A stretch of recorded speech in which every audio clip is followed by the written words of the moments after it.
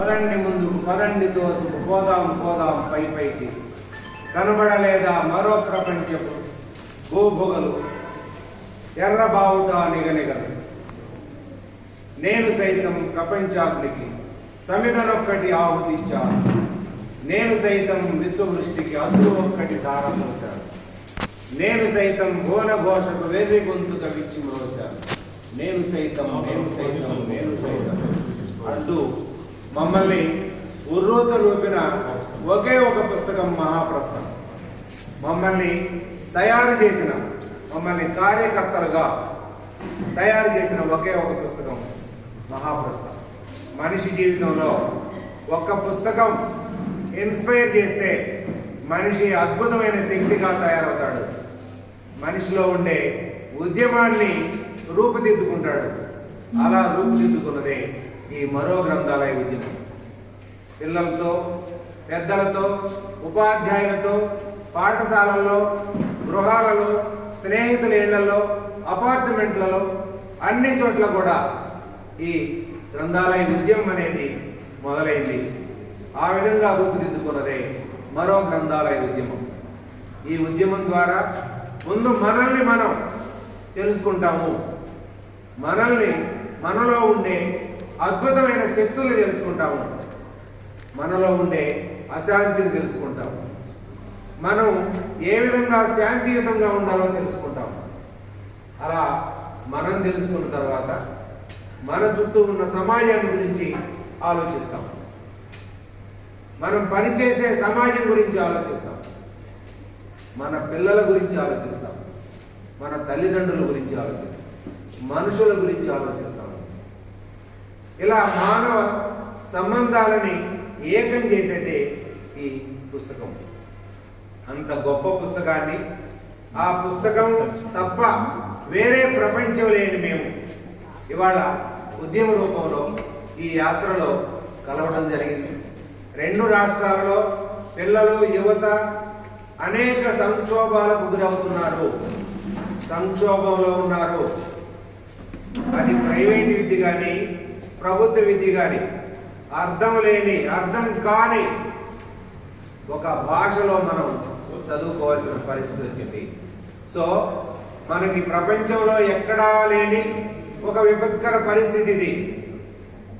భాష, పరభాషలోనే మనం తల్లి పాల దగ్గర నుంచి పరభాషలోనే మనం నేర్చుకోవడం వల్ల మన భాషని కోల్పోతున్నాం, మన సంస్కృతిని కోల్పోతున్నాం, మన ఆనందాలను కోల్పోతున్నాం, మనుషుల మధ్యలో ఉండే సంబంధాలని కోల్పోతున్నాం. ఈ సందర్భంలో మనం పుస్తకాల గురించి మాట్లాడాలి, భాష గురించి మాట్లాడాలి. భాషని మనం మాతృభాషని ఎంతగా మనం నేర్చుకుంటే అన్ని ఇతర భాషలు నేర్చుకోవడానికి సులభం అవుతుంది. కాబట్టి మాతృభాషా ఉద్యమం ఇది. అలాగే ప్రభుత్వ పాఠశాలల్లో దళిత, బహుజన, ముస్లిం, మైనారిటీ పిల్లలు మినహాయించి అగ్రవర్ణాల పిల్లలు లేరు.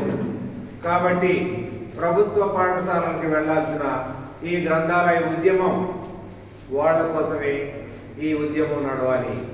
అందుకే ఇది మరో దళిత బహుజనోద్యమం. దళిత బహుజనోద్యమం వాళ్లకు హక్కులను సాధించి పెట్టాలి. వాళ్ళకి భాషని పరిచయం చేయాలి, భావాలను పరిచయం చేయాలి.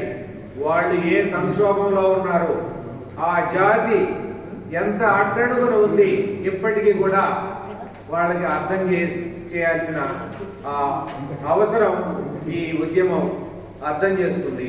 కాబట్టి భాష పట్ల, దళితోద్యమం పట్ల, దళిత బహుజనుల పట్ల వాళ్ళందరినీ కూడా తిరిగి ఇంకా ఊరికి దూరంగానే ఉన్నాయి పల్లెలు.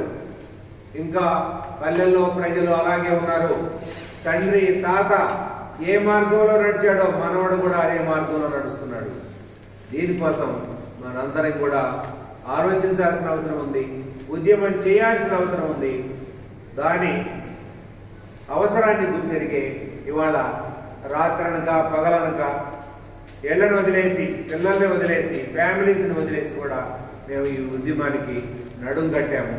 ఊరూరా తిరిగి ఈ ఉద్యమాన్ని బలోపేతం చేయాలనే ఉద్దేశంతో ఈ యాత్రని ప్రారంభించాము. కాబట్టి భువనగిరికి వచ్చిన సందర్భంగా అంటే గ్రంథాలయాలు గొప్పగా ఉండాలని అనుకుంటున్నాం, కానీ మనమే గ్రంథాలయానికి వెళ్ళే పరిస్థితి లేదు, రచయితలే గ్రంథాలయానికి వెళ్ళటం లేదు. మన చేతిలో సెల్ ఫోనే మనల్ని అవరోధపరుస్తుంది. కాబట్టి మనం తెలుసుకోవాలి. మొదట మనం తెలుసుకున్న తర్వాత సమాజానికి తెలియజేయాలా, పిల్లలకు తెలియజేయాలా, యువతకు తెలియజేయాలా. అందరం కలిసికట్టుగా ఈ ఉద్యమాన్ని ముందుకు తీసుకెళ్లాలా. మీరు కాంపిటేటివ్ ఎగ్జామ్స్కు ప్రిపేర్ అయ్యేవాడు కాంపిటేటివ్ బుక్స్తో పాటుగా ఒక నవల, ఒక కథ, ఒక కవిత, ఒక గేయం చదవండి. మీలో ఆ అగ్నిని రగిలిస్తుంది, ఇంకా చదవాలనే కోరికను రగిలిస్తుంది, చదవాలనే ఆకాంక్షను రగిలిస్తుంది. మీరు ఇంకా ఇంకా ఇంకా వేగవంతమై మీ కాంపిటేటివ్ ఎగ్జామ్స్కి మీరు ప్రిపేర్ అయితే ఈ గ్రంథాలయంలో ఉండే పుస్తకాలు, ఎక్కువ పుస్తకాలు మీరు చదివితే ఖచ్చితంగా goal, if you have goal you reach the goal. If you have target, you reach the target through the reading books. Reading. ఇంకా సెల్ ఫోన్ పక్కన పెట్టండి. నిద్రలో కూడా పుస్తకమే గుర్తు రావాలా. నిద్రలో కూడా పుస్తకం ఒక మంత్రంగా మనకి కనిపించాలా. అప్పుడు తప్పకుండా సక్సెస్ అవుతారు. ఎంతో మందిని సక్సెస్ అయిన వాళ్ళని చూస్తున్నాం.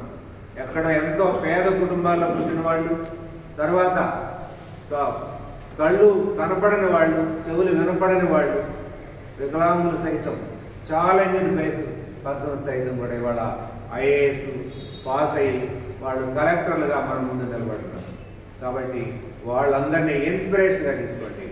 పుస్తకాన్ని మీ పక్కనే పెట్టుకోండి. పుస్తకం మీ చేతిలో ఉంటే అది గొప్ప స్నేహితుడు. ఆ స్నేహితుడు మనల్ని ఎలాంటి నరకాన్ని నుండైనా సరే కాపాడతాడు. సో ఈ భువనగిరిలో ఈ 4 మాట్లాడడానికి అవకాశం ఇచ్చిన మీరందరికీ కూడా మహాకవి శ్రీశ్రీ జ్ఞాపకం, తెలుగు జాతి చైతన్యానికి దర్పణం. మిత్రులారా, మనము ఈ సామాజిక చలనంలో భాగమవ్వడమే జీవించే లక్షణం. ఇంకొకటి, ఈ ఉద్యమానికి నా వైపున ఒక్క మాట సలహాలను, మనం ఈ తొందరలో మనంగా మాట్లాడుతున్నాం, కానీ అసలు మనం మనంగా మాట్లాడడం అనేది నాకు ఏమనిపిస్తుందంటే బ్రాహ్మణీయ బోధ లక్షణంగా అనిపిస్తుంది.